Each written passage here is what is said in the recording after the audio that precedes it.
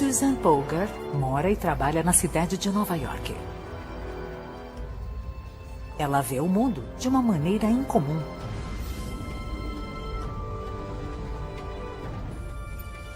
Susan tem o cérebro de um gênio, perfeitamente adaptado para a obsessão exclusiva de sua vida. Ela foi a primeira mulher a se tornar grande mestre de xadrez. Porém, não nasceu com este cérebro brilhante. Ele foi criado devido a uma infância extraordinária. Susan é a prova viva de uma teoria incrível. A de que uma criança comum pode ser transformada em um gênio. Mente brilhante, desenvolvendo a genialidade. É domingo de manhã e Greenwich Village, em Nova York, está se preparando para uma disputa.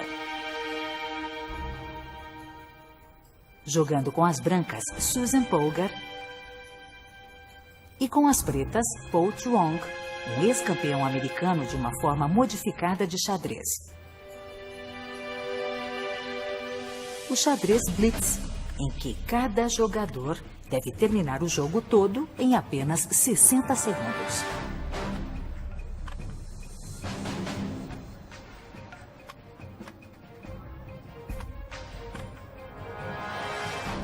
Esta é uma demonstração em alta velocidade entre gênios jogadores de xadrez. Você tem o controle total de seu próprio destino. Aqui é seu cérebro versus o de seu oponente. Entendendo o cérebro brilhante de Susan, poderemos desvendar o potencial do nosso próprio cérebro. Poderemos entender como as pessoas tomam decisões de vida ou morte mais depressa que um supercomputador. Ou como elas fazem milagres com sua memória em seu trabalho diário. E como, na batalha dos sexos, o cérebro de uma mulher pode ser superior ao do homem. Eu acredito firmemente que se você se concentra em alguma coisa, se você realmente quer aquilo, você consegue, seja lá o que for.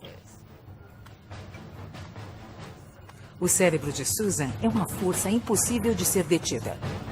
E seu oponente foi derrotado. O mais recente em uma longa fila de vítimas ilustres. Susan competiu de igual para igual com os maiores nomes do xadrez, como Garry Kasparov, Anatoly Karpov e até com o grande Bob Fischer. Mas a genialidade de Susan não foi um acaso de nascimento.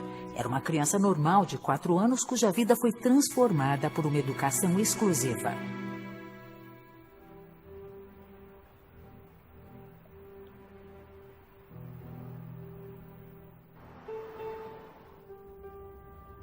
Ela cresceu num mundo distante da cidade de Nova York. No final dos anos 60, a Hungria ainda padecia sob o punho de ferro da União Soviética.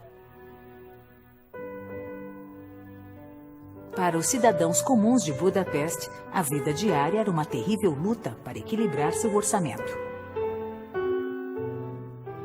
A futura rainha do xadrez estava longe de ser uma princesa. Aquela é a rua onde eu nasci. Foi lá que eu vivi nos 10 primeiros anos da minha vida. Puxa, a casa ainda está aqui. A parte mais próxima que estão vendo era o meu quarto. E foi onde eu aprendi a jogar xadrez. E aquele outro quarto era dos meus pais. Era meio que uma sala. Isso me traz muitas lembranças.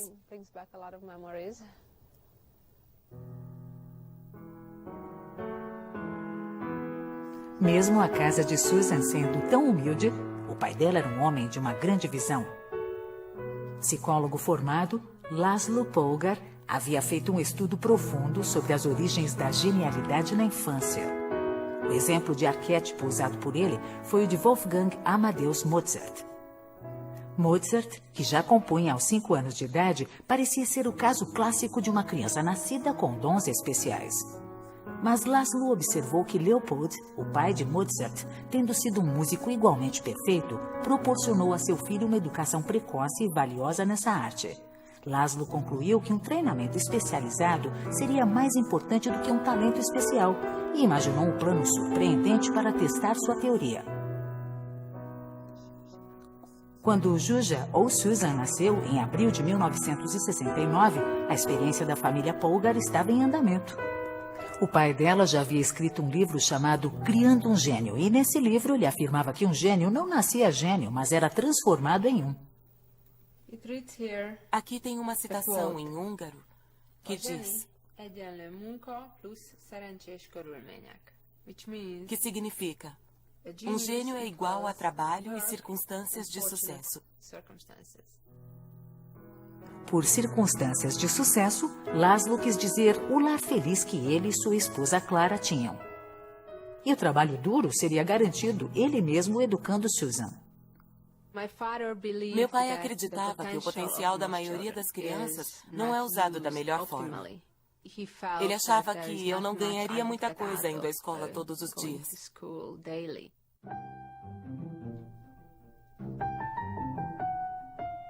Laszlo então planejou treinar Susan em matemática, mas ela escolheu seu próprio futuro por causa de um feliz acaso.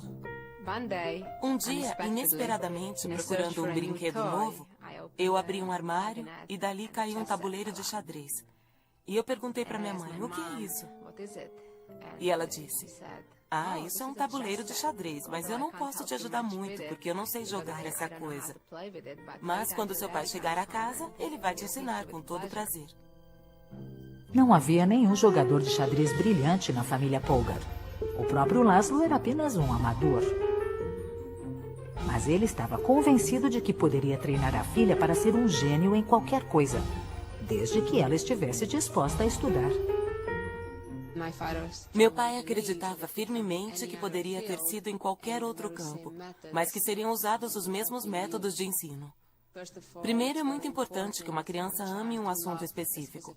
No meu caso, era o xadrez. E depois, o resto vem fácil. Fácil, talvez, se Susan tivesse escolhido música ou ciência.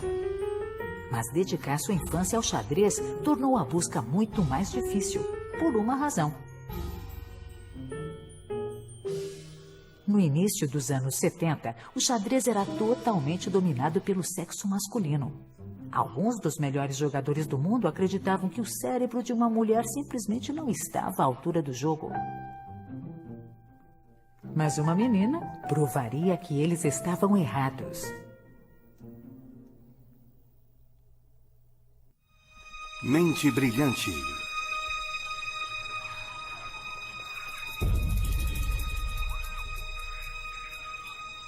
Esses são jardins do Palácio de Blenheim, em Oxfordshire.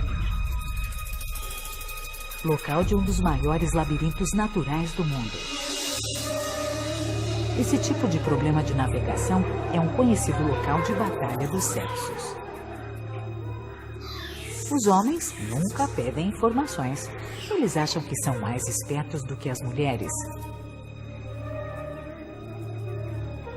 O professor Peter MacLeod veio até aqui para descobrir se, em alguns casos, os homens podem estar certos.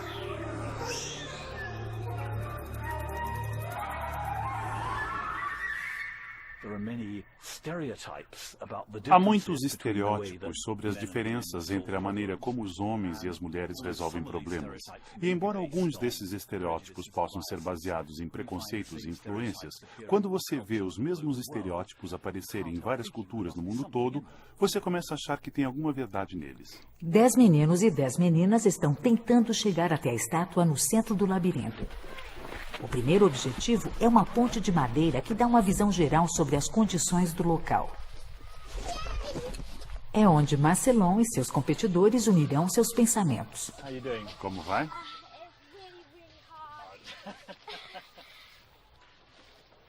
Está reconhecendo alguma coisa? Bem, Onde você já esteve? eu dei a volta daquele lado com os zigue-zagues e depois subi aqui. Lembro da maior parte das curvas pelas quais passei. Os meninos parecem se concentrar numa visão mais geral. Eles têm uma forte memória do local onde estiveram e para onde precisam ir. Estou tentando ir para aquele lado. Ou pelo menos é o que eles acham. Acho que vou pra direita, não, pra esquerda. Ai, caramba, por quê? O cérebro humano tem 2 hemisférios, o esquerdo e o direito. A maioria de nossos pensamentos acontece numa fina camada externa de ambos hemisférios chamada córtex. Mas nos homens o córtex é mais espesso no hemisfério direito, o que os faz serem melhores do que as mulheres no pensamento espacial. Então supõe-se que os meninos usem uma estratégia altamente espacial. Eles criam uma imagem mental do labirinto como um todo e usam-na como um mapa. Em seguida, eles poderão usar um ponto de referência, como o Sol, para descobrirem onde estão. E fazendo um giro com seu mapa mental, eles conseguem decidir que caminho tomar. Então, os meninos que têm uma boa consciência espacial navegam com um forte senso de localização dentro do labirinto.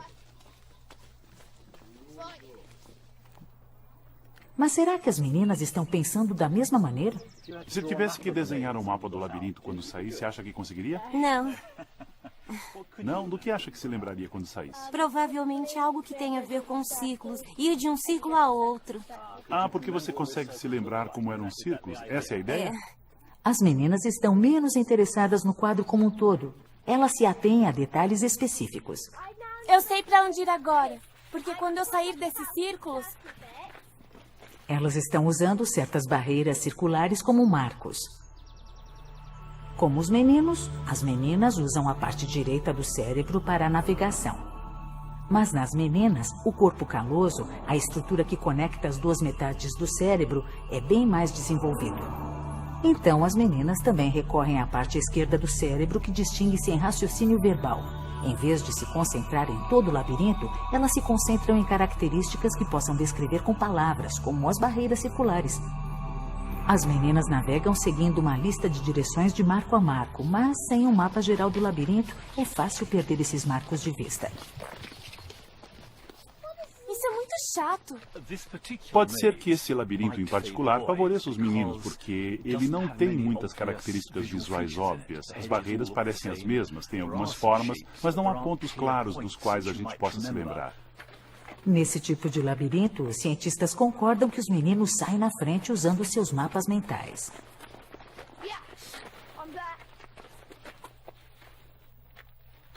Em labirintos com marcos mais proeminentes, são as meninas que levam a melhor. Mas hoje, elas terão que se contentar com o segundo lugar. Achei!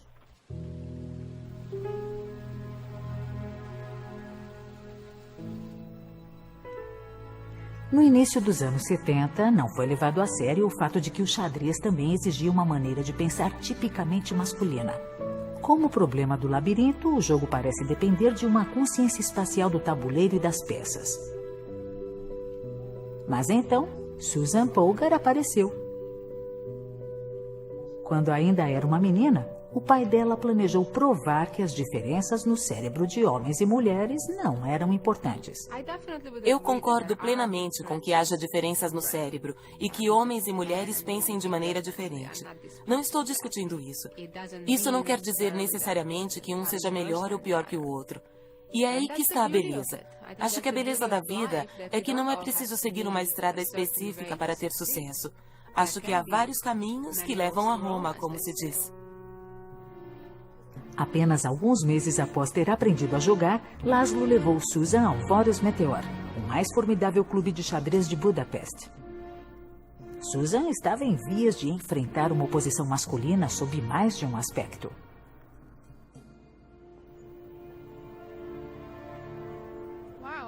Puxa, eu não venho aqui há mais de 15 anos.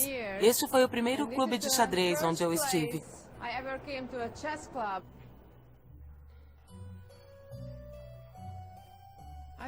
A primeira vez em que eu estive aqui foi no final de 1973, começo de 74. O lugar parece que não mudou nada. Eu entrei numa sala, estava cheia de fumaça de cigarro de homens mais velhos. Eles acharam que era meu pai que queria jogar e que tinha me levado junto. Mas a verdade era que meu pai queria que eu jogasse para ver como eu me sairia numa disputa contra os membros do clube. Os membros do clube acharam que Laszlo estivesse louco. Mas se estavam prontos para ridicularizar uma menininha bonita, não estavam para o que aconteceria a seguir. Susan deu início ao hábito de sua vida: ganhar de homens no jogo de xadrez. Vários homens ficaram justificando depois de perder para mim. Um disse, eu não dormi bem. O outro disse, eu estava doente. E o outro falou, eu estava com uma dor de estômago. Sabe, uma série de desculpas. E eu dei risada, dizendo que eu nunca havia ganhado de um homem saudável. O único homem presente que não ficou chocado foi Laszlo Polgar. Ele estava construindo o treinamento de Susan ao redor de uma habilidade mental que não dependia de nenhum dos hemisférios do cérebro. As meninas conseguiam dominar aquela arte tão facilmente quanto os meninos, e não demorou muito e Susan estava literalmente ganhando de homens com os olhos fechados.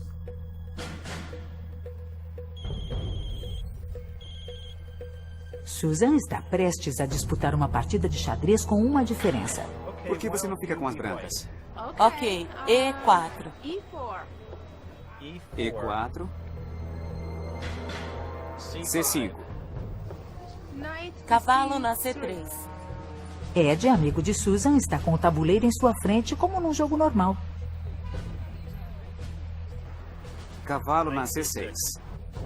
Mas Susan não precisa disso. Ela está jogando o jogo dentro de sua cabeça. O único tabuleiro de que precisa está nos olhos de sua mente. F5, agora você tem que tomar cuidado. Jogadores amadores como Ed precisam ver o tabuleiro para seguir os movimentos de todas as 32 peças. Vou jogar na G5. Mas Susan segue todos os movimentos usando sua habilidade fundamental no xadrez: a memória. Jogar sem o tabuleiro ajuda a treinar a memória, e Susan pratica desde que era criança. Vou sacrificar meu cavalo agora. Cavalo na G5. Está sacrificando o cavalo? Susan consegue jogar até 5 partidas de memória ao mesmo tempo. Peão na G5. Bispo na G5. Torre na E8. Torre na F3. Cavalo E5. Torre G3. Rei no F8. A rainha está a caminho de sua matança. G4. Rainha H8 chefe. Agora acabou. Rei E7. Checkmate. Susan, essa não é uma maneira muito legal de dizer oi. Quando o assunto é xadrez, Susan pode fazer milagres com a memória. Na verdade, ela está fazendo uma coisa que deveria ser impossível. Uma tarefa progressiva, como um jogo de xadrez, é executada por uma função mental conhecida como memória de trabalho, situada na parte frontal do cérebro. As importantes células cerebrais ou neurônios armazenam a informação necessária, formando uma rede de conexões elétricas. Mas como essas conexões morrem dentro de poucos segundos, a memória de trabalho é limitada. É como se fosse um bloco de anotações temporário capaz de armazenar somente cerca de 7 itens de informações. É por isso que números de telefone com 7 dígitos é o máximo que a maioria das pessoas consegue se lembrar. Mas qual será a qualidade da memória de trabalho de Susan? Esta é a Thompson Street, em Nova York, local da maior parte dos cafés com mesas de xadrez nas calçadas. Vamos fazer um teste de memória com Susan. Será que ela consegue memorizar todas as peças nesse diagrama? Há 28 itens de informação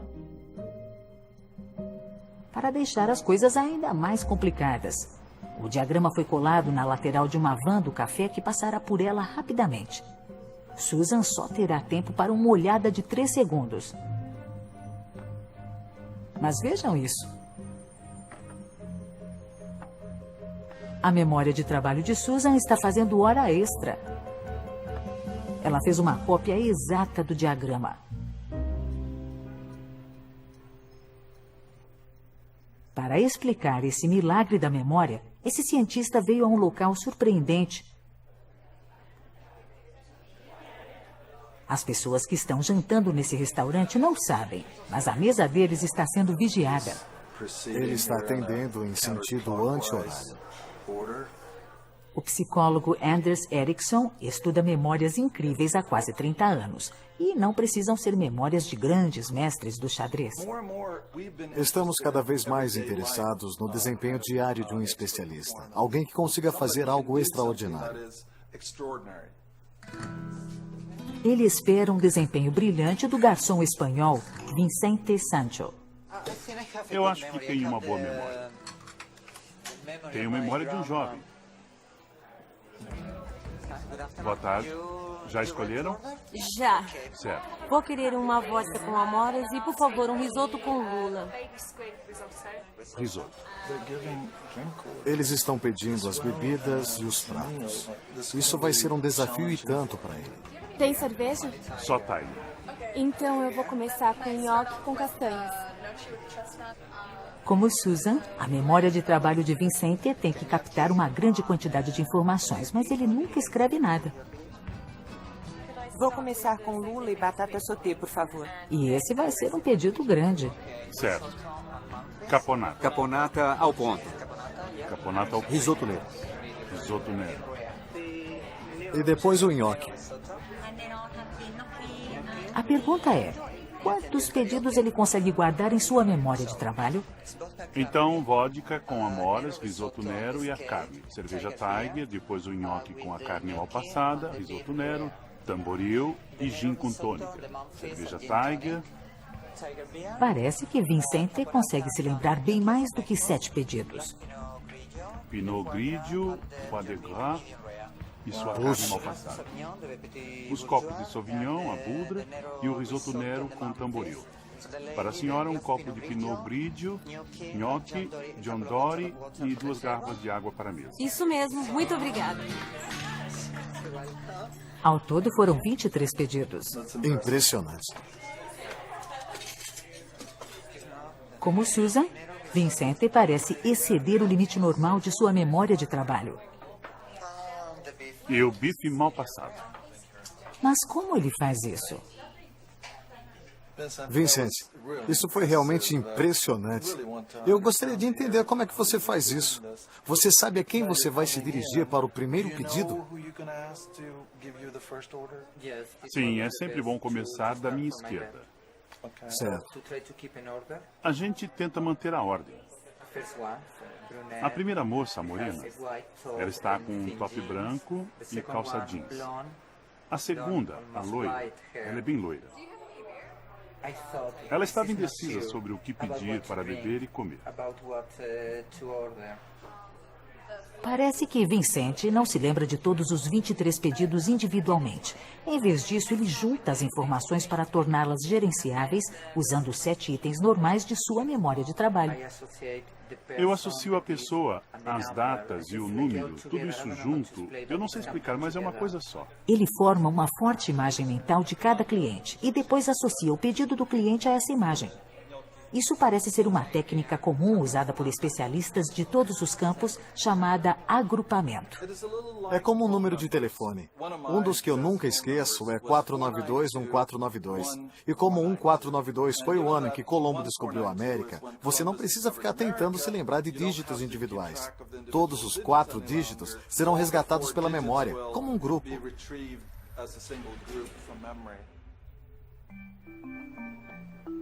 Susan lida com a informação em um tabuleiro de xadrez exatamente da mesma forma. Ela não se lembra das peças individualmente, mas divide as informações em grupos. A formação ameaçadora das brancas, da rainha e do bispo é um grupo. O cavalo preto, totalmente protegido, é outro. Susan só tem que se lembrar de 5 grupos facilmente gerenciáveis numa memória de trabalho normal.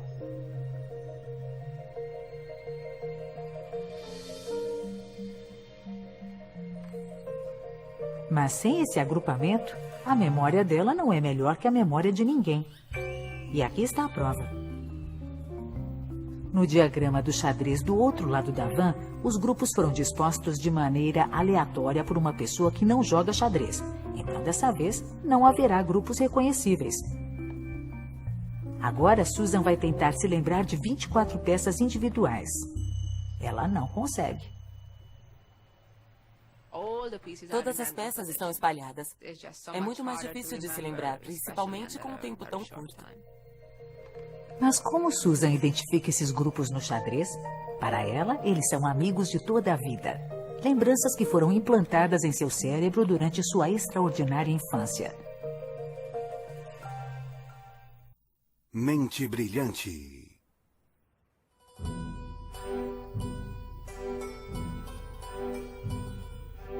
A segunda casa onde Susan Polgar passou a infância era nesse bloco de apartamentos em Budapeste. Estamos quase lá.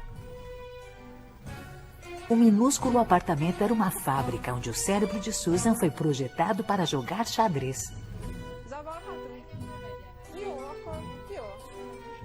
O atual síndico não faz ideia de que um gênio formou suas primeiras lembranças atrás dessas paredes. Ainda continua o mesmo. Meu telefone ficava aqui. Quando eu finalmente tive meu primeiro telefone, ele ficava aqui. Puxa, e essa era a nossa sala. Foi aqui que Susan fez alguns dos trabalhos mais difíceis de sua vida até 6 horas por dia. Eu tinha uma parede cheia de livros sobre xadrez aqui, uma biblioteca de livros de xadrez, uma coleção de cerca de 5.000 títulos. Na verdade, eu tinha até um catálogo de jogos de xadrez, uma coleção de 200.000 jogos que foram cortados por mim, manualmente, de várias revistas de xadrez e jornais, ou tirados de vários artigos sobre torneios e vários jogadores. Esse esforço gigantesco foi exigido de Susan durante toda a sua infância para que ela se comprometesse com os complexos segredos do xadrez. O número de jogadas possíveis é muito maior do que o número de átomos no universo. Mas esses grupos do xadrez são a ordem em meio a um caos. Essas típicas formações, embora pequenas, aparecem em seguida em diferentes jogos. Elas são as palavras básicas na linguagem do xadrez. A maioria das crianças de 10 anos conhece apenas 10.000 palavras. Na mesma idade, Susan estava dedicando sua infância a aprender 100.000 grupos de um jogo de xadrez. Esse processo transformou fisicamente o cérebro dela. Através de repetições constantes, a informação sai da memória de trabalho e entra na memória a longo prazo. A memória de trabalho dura apenas alguns segundos, até que as conexões elétricas entre os neurônios morram. Mas na memória a longo prazo, a repetição dessas correntes estimula os neurônios a formarem conexões novas e permanentes. A informação memorizada agora está cabeada e pode durar a vida toda. Como qualquer outra pessoa, a memória a longo termo de Susan é um depósito de rostos da família e experiências de uma vida. Mas agora, os grupos de xadrez também foram impressos de maneira indelével em seu cérebro.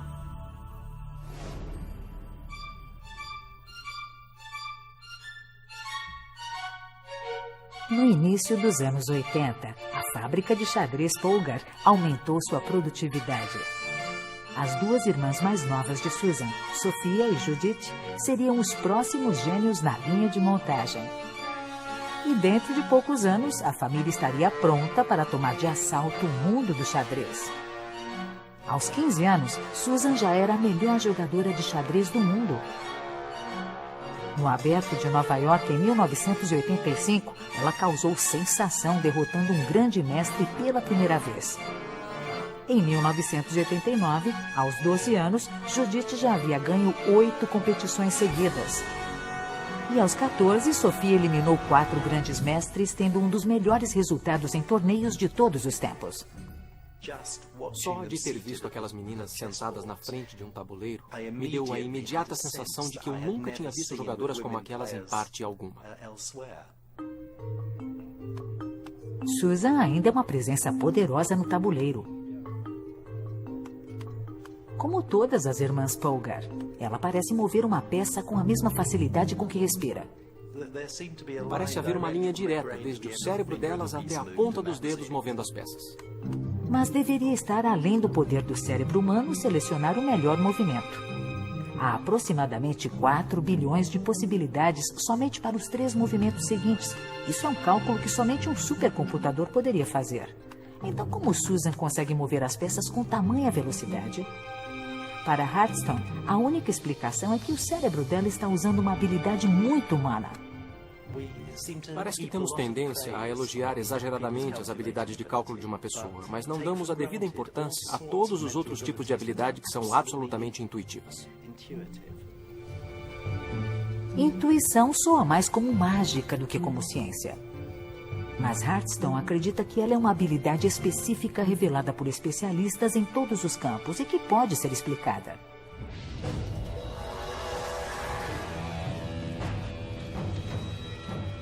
William Hearthstone é psicólogo e ex-campeão de xadrez do Reino Unido.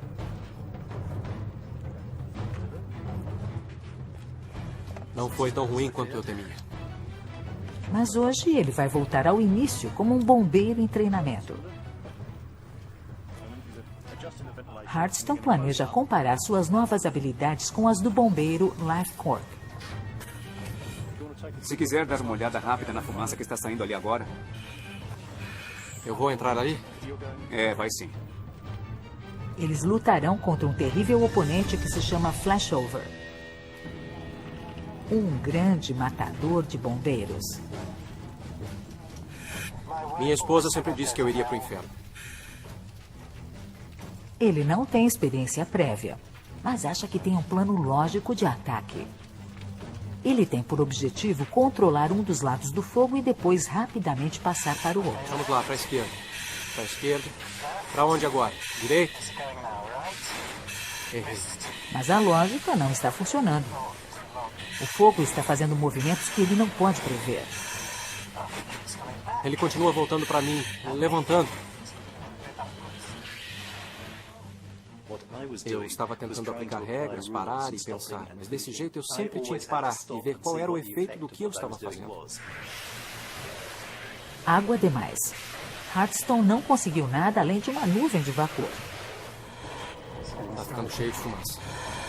Ele ainda está tentando pensar em como sair do problema e agora está sofrendo de paralisia por causa de sua análise. Perdemos toda a nossa visibilidade, não foi? Fique abaixado, fique abaixado. Hearthstone teve uma dura lição: como tomar decisões erradas. O bombeiro Cork mostra a ele como se faz. Resfriamento por gás, devagar e para cima. Para um especialista no assunto, a chama na fumaça acima é um típico sinal de perigo. Ele reage instantaneamente resfriando as chamas e nem tem que pensar para fazer isso.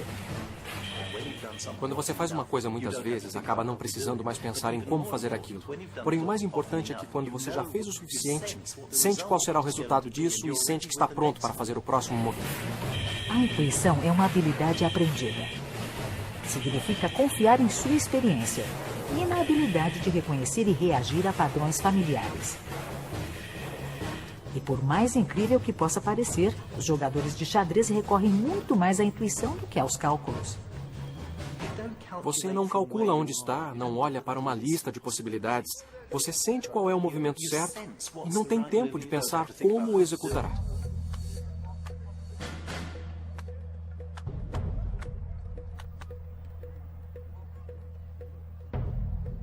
Um amador perde um tempo precioso pensando sobre todos os movimentos possíveis. Mas um grande mestre consegue fazer o melhor movimento sem pensar. Tenho que confiar em meus instintos, em minha intuição. E isso é basicamente um reconhecimento de padrões de cada posição, de qual será meu primeiro instinto, qual é o melhor movimento. É quase como uma adivinhação, mas é uma adivinhação inteligente, baseada em jogos anteriores e experiências.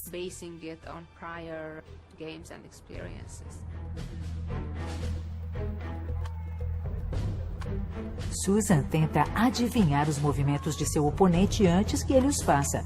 Preston Laxer diz parecer que ela está lendo a mente dele.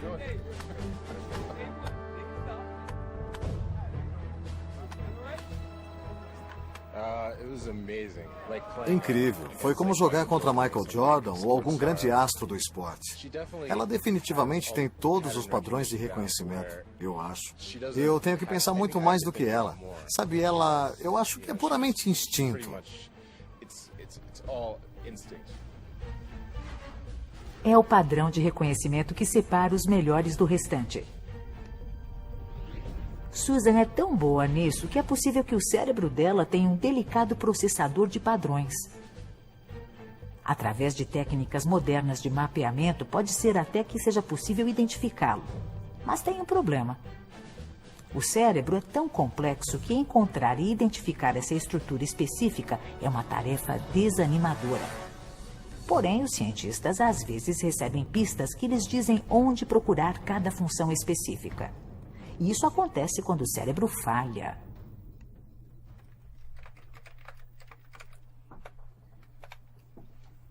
Como editora auxiliar no The Times, Mary Ann Seeger está no topo do jornalismo britânico.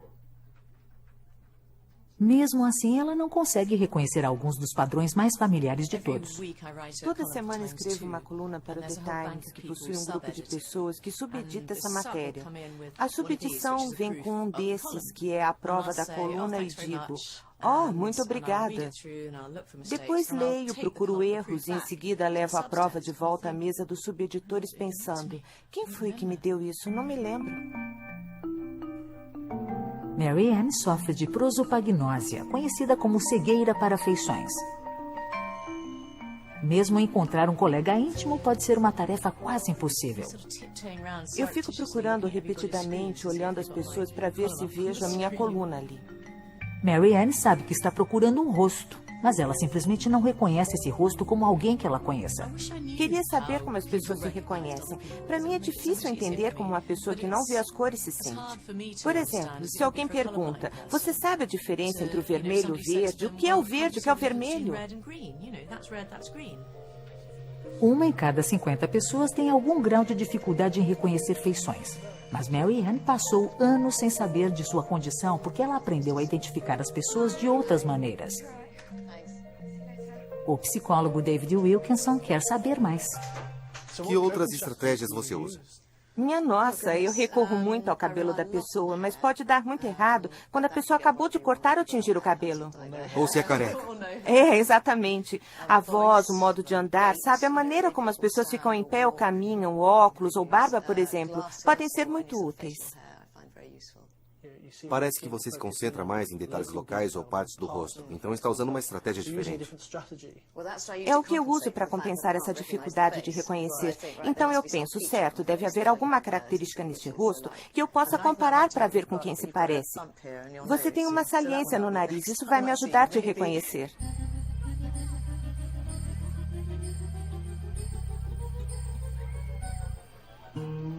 Para testar a estratégia de Mary Ann, pedimos a ela que levasse a filha para andar de patinho no gelo e procurasse algum rosto familiar. Sabe, eu não tenho a menor pista olhando assim para esse mar de rostos. Mas o que Mary Ann não sabe é que um desses rostos é o do Dr. David Wilkinson, com quem ela passou toda a tarde. E ele está com Laura, a secretária do escritório de Mary, que ela vê todos os dias.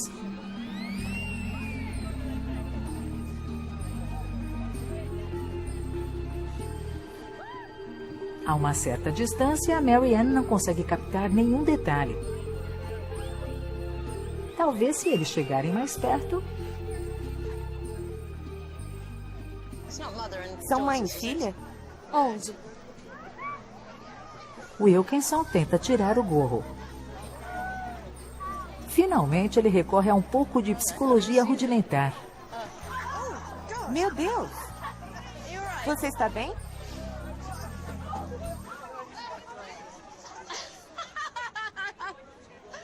Eu não acredito. Quem é? O nome dele é Dave. Eu passei a tarde com ele. E essa é a Ivy. O engraçado é que eu disse se visse... Quem é essa? Não, é a Laura. E mesmo assim, só quando você chegou bem perto de mim é que eu vi aquela saliência no nariz. Mapeamentos cerebrais feitos em pessoas como Mary Ann revelaram danos em uma estrutura específica responsável pelo reconhecimento de rostos. A chamada área fusiforme da face localiza-se na parte de trás do cérebro, onde acontece o primeiro processamento das informações enviadas pelos olhos. Em um cérebro normal, essa estrutura identifica rapidamente qualquer novo rosto por causa de suas proporções distintas dos olhos, nariz e boca. Depois ela procura um par entre os rostos familiares armazenados em sua memória de longo prazo. Todo o processo acontece numa velocidade espantosa.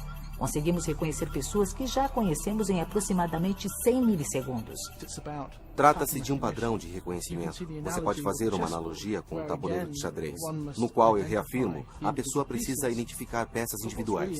Mas o realmente importante quando você joga xadrez é ser capaz de compreender o relacionamento espacial entre essas peças. Cada cérebro possui um processador de rostos que nos ajuda a fazer com que os rostos que vemos diariamente façam sentido para nós. Mas há muitos padrões complexos no mundo à nossa volta. Será que o cérebro tem processadores para eles? Poucos de nós veem padrões melhor que Susan Polgar. Então, vamos submetê-la a uma varredura, procurar descobrir exatamente o que faz de seu brilhante cérebro uma estrutura tão exclusiva. Mente brilhante. Susan Polgar está prestes a descobrir como seu cérebro foi perfeitamente adaptado para jogar xadrez. Ela vai conhecer a professora Joy Hirsch, da Universidade de Colômbia, uma especialista destacada em técnicas de imagens do cérebro. E uma coisa em que essas duas mulheres concordam é que tamanho não é documento. O cérebro da mulher é menor do que o do homem em geral, e sabemos que não há diferença de inteligência. Absolutamente, concordo plenamente.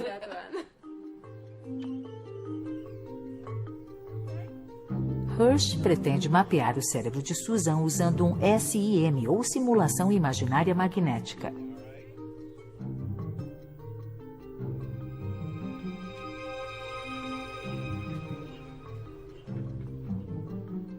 Dentro do scanner, Susan vê imagens projetadas de alguns dos jogadores de xadrez mais famosos do mundo.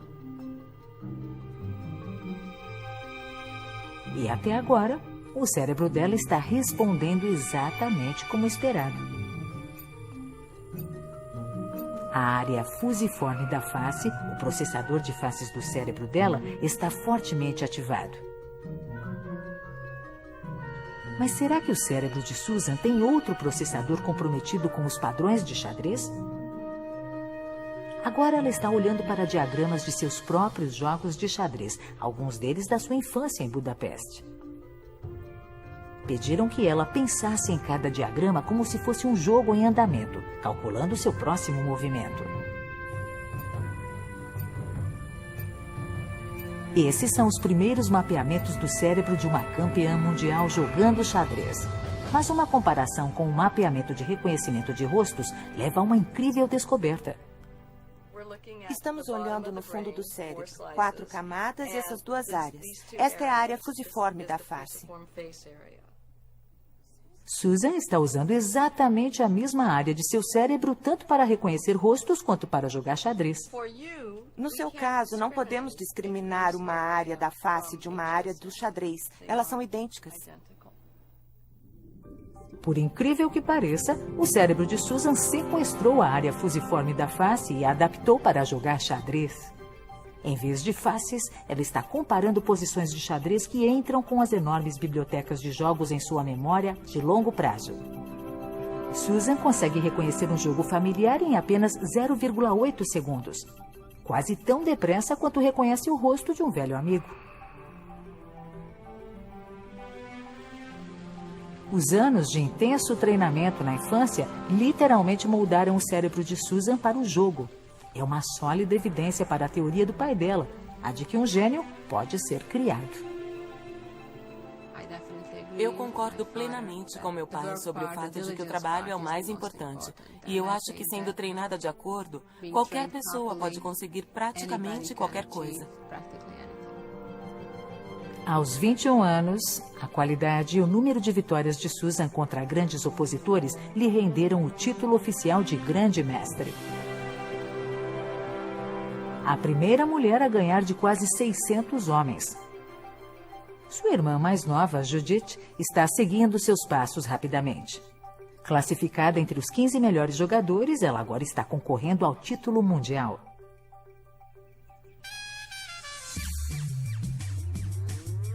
E ainda há mais uma virada na história da família Polgar. Esse resort na Flórida é um cenário improvável para os campeonatos para crianças em idade escolar nos Estados Unidos. Inspiradas nas irmãs Polgar, as garotas agora competem de igual para igual com os garotos. Mas a atenção de Susan está na tensão do jogo decisivo para crianças de 7 anos da segunda série. Yash Pershad luta pelo título disputando contra o filho de Susan, Tommy. Ele é um lutador, está acostumado a disputar longas partidas. Estou com os dedos cruzados e na esperança de que as coisas terminem bem. Liam, de 6 anos de idade, será o próximo. Susan fica a uma distância segura, acostumando-se a um novo tipo de tensão, ser mãe de jogadores de xadrez. Ganhei. Sou campeão. Ele jogou bem até o final. E depois começou a ir mal. Ele se sujeitou ao checkmate e agora eu sou campeão americano. O campeão nacional com 6,5 pontos é Tom Polgar. Se quiserem ser grandes mestres, Tommy e Liam não precisarão ir muito longe para obterem o sucesso. Mas é melhor que eles trabalhem duro. Amanhã vamos para Disney e vamos nos divertir. Mais tarde vamos analisar os jogos e verificar onde eles cometeram erros e como podem melhorar.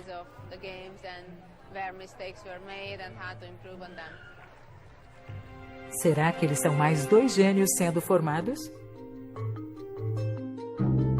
Versão Marshmallow São Paulo.